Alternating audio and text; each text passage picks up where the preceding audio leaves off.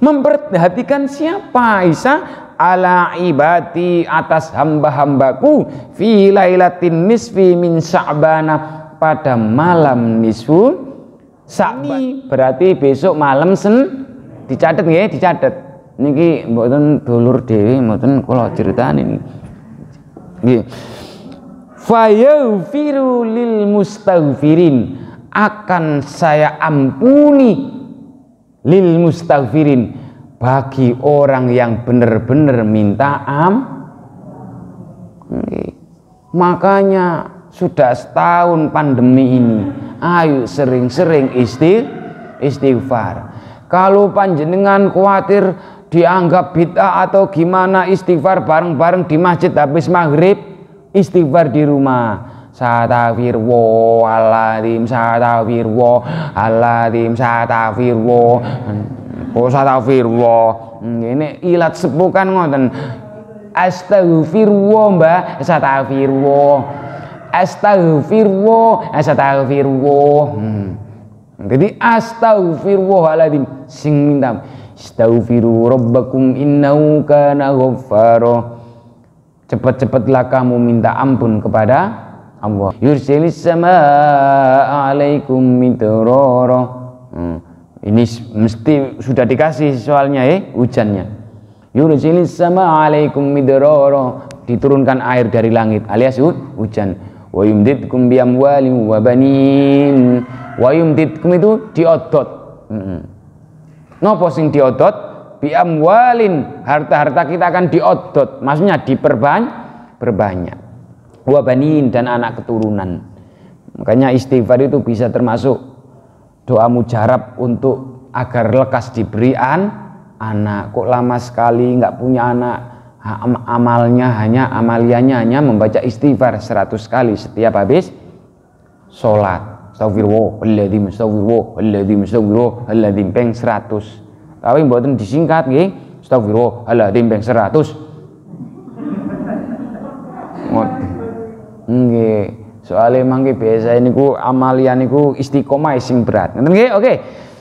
Mana? Wa yuakhiru, mana tadi? Wa yarhamul mustarahimin, dan akan membelas kasihani kepada orang al-mustarahimin, kepada orang yang minta dibelas kasihani. Ini pada malam nisbah nih. Wa yuakhiru ahlal, nah wa yuakhiru, dan mengakhirkan, enggak direken, no reckon you, napa? Wa yuakhiru ahlal khikti kamahum, tapi Gusti Allah membiarkan, enggak mereken orang yang masih mempunyai penyakit dendam dan bermusuh. Hadis niki sama dengan riwayat dari Tobroni, ini adalah riwayat Al-Baihaqi. Jadi dalam kitab Faidul Qadir niki. Ngoten Bapak Ibu-ibu. Jadi memang kalau dicari di Sahih Bukhari, di Sahih Muslim nggak ditemukan, karena ini ada di Sunan Baihaqi. Di riwayat Tobroni dan Ibnu Hibban, nggih, niku malah dari Mu'ad bin Jabal. Hadisnya ya sama, teksnya ini yang sering kita dengar ketika menjelang Ramadan. Kayaknya dulu menjelang Ramadan, saya awal-awal pengajian di sini jenengan paling lupa, sekarang lali. Pengajian malam remaja, tapi banyak bapak ibu-ibunya.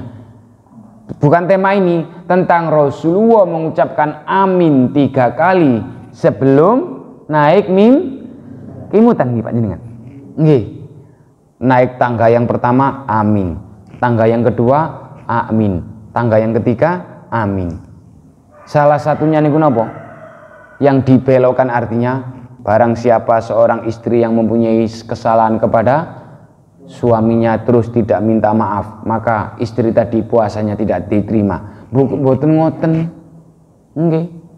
Mboten kok istri berbuat salah kepada suami, nanti istrinya cerdas diganti SMS-nya mau. Barang siapa seorang suami yang mempunyai salah kepada istrinya terus tidak minta maaf kepada istrinya, maka suami tadi puasanya tidak diterima.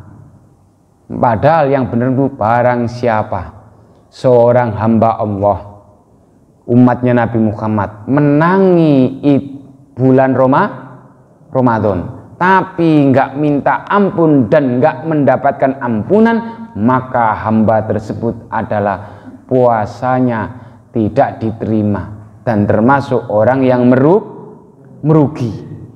Ngoten aslinya, tapi artinya sering dirombak-rombak, diedit piyambak. Ngerti nggih? Jadi hadisnya ini hampir sama dengan makna bahwa barang siapa yang menangi bulan Ramadan, malah diganti lagi akhir-akhir ini sudah mulai ada SMS gitu. Barang siapa yang menjelang Ramadan, seseorang mempunyai salah kepada sanak saudara terutama tetangga dan nggak minta ampun, maka puasanya tidak diterima. Padahal itu artinya yang Sya'ban ini Allah Subhanahu wa Ta'ala tidak mengampuni pada malam nisfu Sya'ban itu bagi orang yang masih mempunyai kesalahan dan tidak minta maaf kepada tetangganya. Ngoten aslinya. Nah ini kita baca lagi. Oke. Iki yang sering kita dengarkan. Ini dari Tabrani. Riwayat dari Imam Tabrani dan Ibnu Hibban dari sanad akhir Mu'ad bin Jabal. Mu'ad bin Jabal itu sahabat Nabi, makanya namanya sanad akhir. Mu'ad bin Jabal itu juga penghafal Al-Quran 30 juz, sanes juz 30 nggih. Jenengan hafal juz 30 apa 30 juz? Oh, juz 30. Juz 30 masih diperinci lagi, Al-Ikhlas 3 kali. Nggih, nggih. Pun qala an Mu'ad ibn Jabal, qala Rasulullah sallallahu alaihi wasallam, baginda Rasulullah Muhammad sallallahu alaihi wasallam ngendika, Allah Subhanahu wa taala memperhatikan kepada ila khalqihi, kepada hambanya. Allah Subhanahu wa ta'ala memperhatikan kepada hambanya, kepada manusia, lailatan nisfi min Sya'bana, pada malam nisfu Sya'ban besok, malam Senin besok, sanes mangke dalu nggih, malam Senin besok nggih. Kalau tradisi sebagian umat Islam membaca Yasin 3 kali nggih. Yasin wal Qur'anil Hakim, kan sebagian ayat Al-Quran nggak ada jeleknya. Ngoten 3 kali dengan diniati minta umur yang panjang, rezeki yang barokah, terus termasuk ditambahi husnul khotimah, dan nggak ada jeleknya Bu baca Yasin niku. Sing elek niku pas malam nisfu Sya'ban niku dangdutan. Cicarawa buntute dawa. Niku lho sing bener. Lah wong Yasin kan nggih sae. Ngoten nggih komplit nggih nek maos Yasin. Ngun dipotong-potong malih. Bismillahirrahmanirrahim. Yasin ila akhiri ayah turja'un. Shadaqallahul azim. Diambil awal, kalau akhir kabeh ka iso ngono wae. Ngoten nggih? Jadi niku semuanya ada manfaatnya, Bu. Jadi Allah Subhanahu wa taala akan memperhatikan pada malam nisfu Sya'ban itu, malah dalam hadis yang lain nggih, pas malam nisfu Sya'ban itu malam diangkatnya amal-amalan kita, kan ngoten niku nggih malam nisfu Sya'ban niki. Tapi kena apa kok tidak percaya tentang kemuliaan malam nisfu Sya'bannya, tapi hadis tentang itu sebenarnya isi daripada malam nisfu Sya'ban tidak dijelaskan.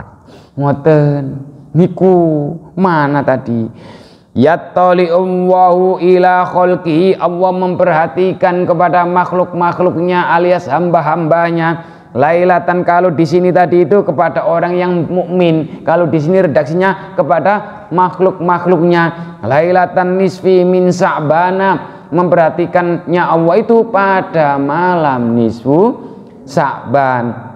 Akhirnya fayughfaru li jami'i khalqi, maka akan diampuni semua dari makhluknya. Semua makhluk-makhluknya akan diampuni oleh Allah atas dosa-dosanya, kecuali siapa tadi? Yang pertama kali di mukadimah tadi, illa limusyrikin, kecuali orang yang musyrik, orang yang menyekutukan Allah.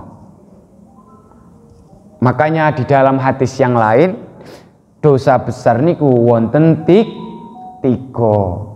Nggih, napa?